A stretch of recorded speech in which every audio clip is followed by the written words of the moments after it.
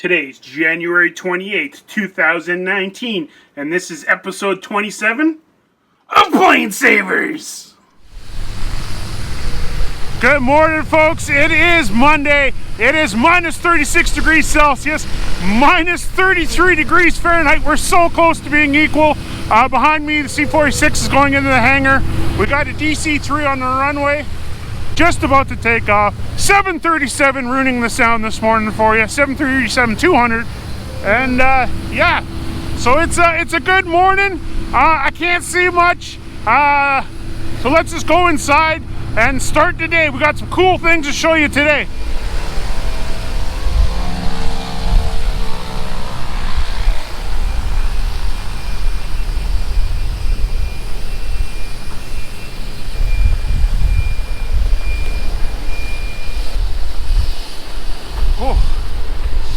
Oh man, she's cold. Okay, let's get inside and warm up. It's fun. Good morning, everybody. Good afternoon, wherever in the world you are. The feeling my fingers is just coming back. Let's head off for a little trip. I want to show you where our D-Day bird, FZ668, the one we're restoring, where it actually took off from on D-Day. And luckily, I have got two sets of people that went out and got some footage for us. So let's go on a little bit of a time travel history to figure out where our D-Day bird came from. Okay, folks, here we are. This is Google Earth. Here's Yellowknife right here up in the Northwest Territories in Canada, the United States down here, Alaska, Greenland, Newfoundland, Maine. So let's go across the pond. And we're heading off to the old RAF base at Blakehill Farm. So right here, right in England, just east of Bristol and west of London. Right here. Let's zoom in right here and let's show you guys what it was like back in World War II. Good morning, Mikey. Neil and Charlie here from the Night Fright C-47 restoration project. Welcome to a windy and cold RAF Down Amney. It's 4 degrees here and windy. We don't know what that is in Fahrenheit because we don't use that over here. Welcome to PlaneSavers UK. Hey Mikey, welcome to Down Amney. As you can see, Mikey, there's not much of the old RAF Down Amney left, but what there is here is there's a nice memorial, you know, to remember the men and women that served and lost their lives for our freedom. You know, obviously RAF Down Amney was quite an important base. You know, D-Day from here, Market Garden and Varsity, so it's nice to give something back. And you can see the memorial stood on the old site of the airfield there, and you know, on Remembrance Sunday every year people come up and lay wreaths and poppies, which is nice. So this is where it all began for your aircraft DTZ that's now in Montreal waiting for restoration.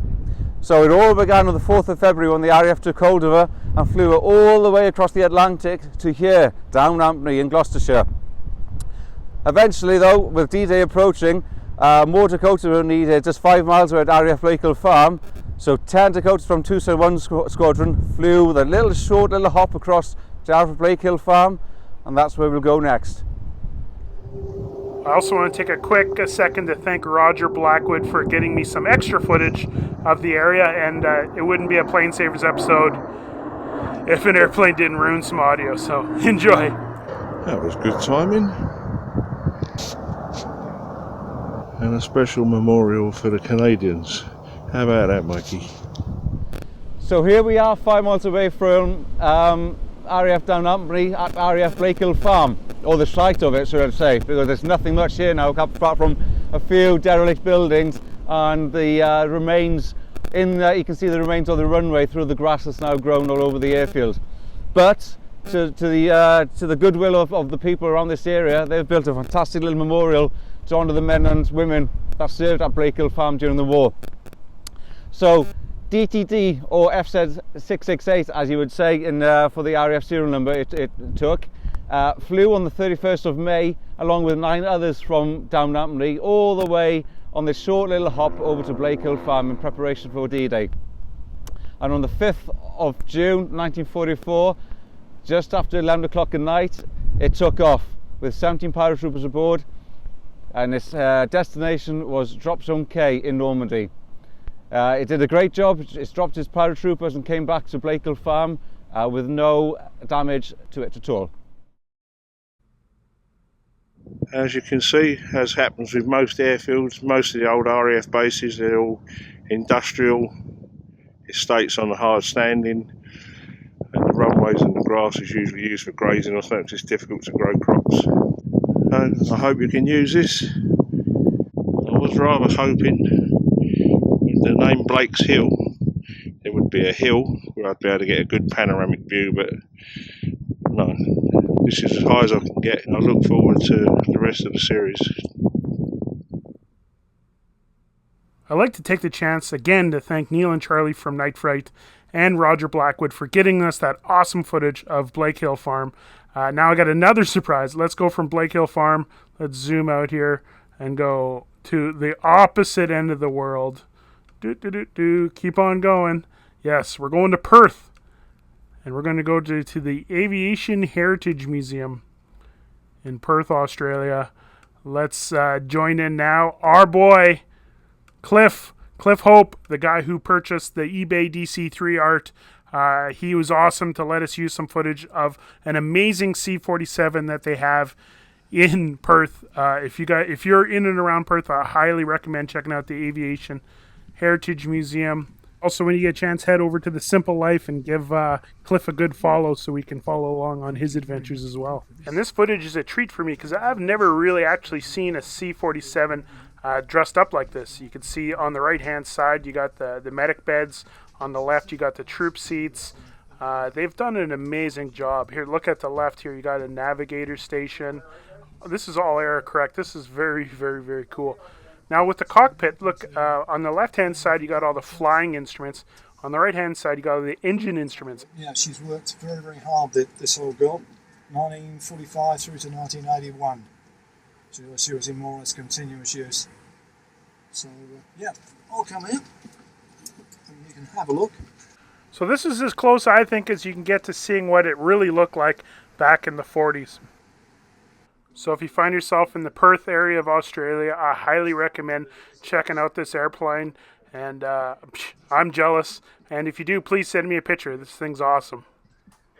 And thanks again for Cliff for uploading this footage and letting me use it. I can't wait to see more. Okay, folks, hopefully you like that. Let's zoom out. Let's see the whole. There's Australia. Oh, let's go past India, the Middle East, Europe, Blakehill Farm, and let's find Yellowknife here. There's Yellowknife, the big blue dot. And let's see if we can get right on the ramp here. I'll show you guys how to find the ramp. So that's an amazing thing. I love this Google Earth. There's Yellowknife Airport. And there I am, right there. Hey guys, I hope you liked that whirlwind trip today. It was fun. I'm just outside enjoying the sunset here. I also want to show you, it is still, I don't know if you can see that, minus 33, but it is beautiful. Look at that. The sunsets here in Yellowknife are absolutely amazing.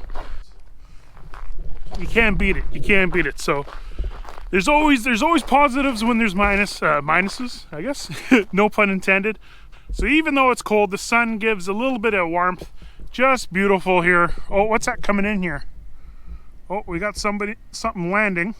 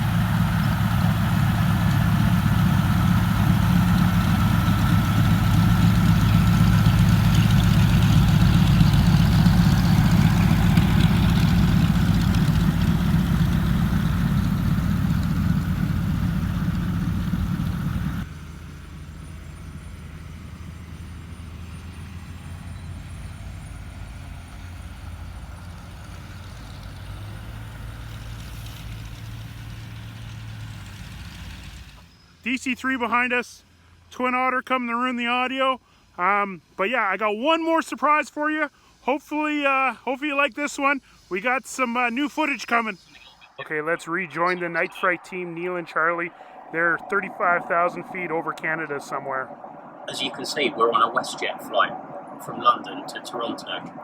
Got 4 of us heading out to Peterborough, Ontario. We were after some extremely rare World War II items for our C-47 project.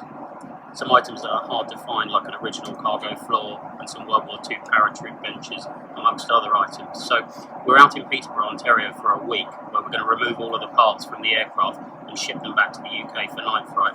Well, the race is on. We've only got a week, and the guys back in Coventry are desperate for the parts, so we've got to get cracking. We'll keep you up to date with footage over the next few days of our race against time in Peterborough, and hope you enjoy watching our trip on PlaneSavers. Welcome to PlaneSavers UK in Canada. You heard that right, folks. The Night Fright crew has now landed in Canada. They have their own parts bird, and they're going to be getting us footage on their new adventure. I wish the boys from UK all the luck in the world, and I can't wait to see the footage and share it with you on the next episode of PlaneSavers.